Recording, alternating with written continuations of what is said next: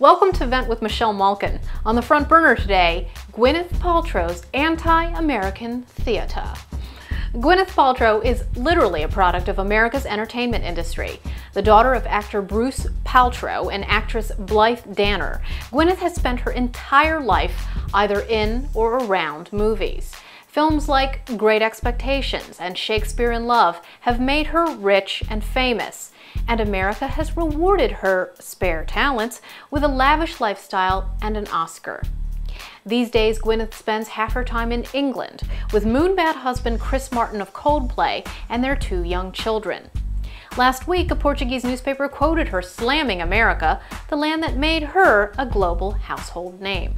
She said she detested America's capitalistic ways and said she preferred English dinner companions to American ones. The report caused an international furor, and in a desperate attempt to prevent a Dixie Chicks moment, Paltrow told People magazine that she was, quote, deeply upset, unquote, about what she claimed were misquoted remarks caused by her bad Spanish.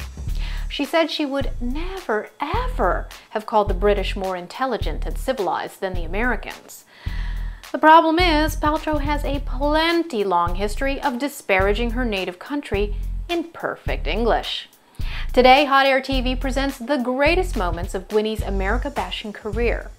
Original script by Gwynneth Paltrow, cinematography and narration by Brian Preston, and wig by Party City.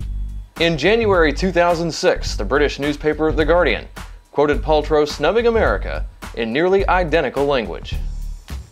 I love the English way, which is not as capitalistic as it is in America. People don't talk about work and money. They talk about interesting things at dinner parties. I like living here because I don't tap into the bad side of American psychology, which is I'm not achieving enough. I'm not making enough. I'm not at the top of the pile. Oh my God. In February 2006, Gwynneth was quoted in Britain's Star magazine, saying she favors English people over Americans. Brits are far more intelligent and civilized than Americans. I love the fact that you can hail a taxi and just pick up your pram and put it in the back of the cab without having to collapse it. I love the parks and places I go for dinner and my friends. Oh my God. In 2005, she was quoted on the New York Post's Page 6. I've always been drawn to Europe. America is such a young country with an adolescent swagger about it, but I feel that I have a more European sensibility, a greater respect for the multicultural nature of the globe. Oh my God. She was also quoted that year explaining her decision to move to London to the New York Daily News. I just had a baby and thought, I don't want to live there. Bush's anti-environment, pro-war policies are a disgrace, a disaster, whatever. In January 2004, Paltrow was quoted in the pages of Britain's Glamour magazine, declaring that American patriotism was weird. At the moment, there's a weird, over-patriotic atmosphere over there, like we're #1 and the rest of the world doesn't matter. Oh my God. But now, she denies it all.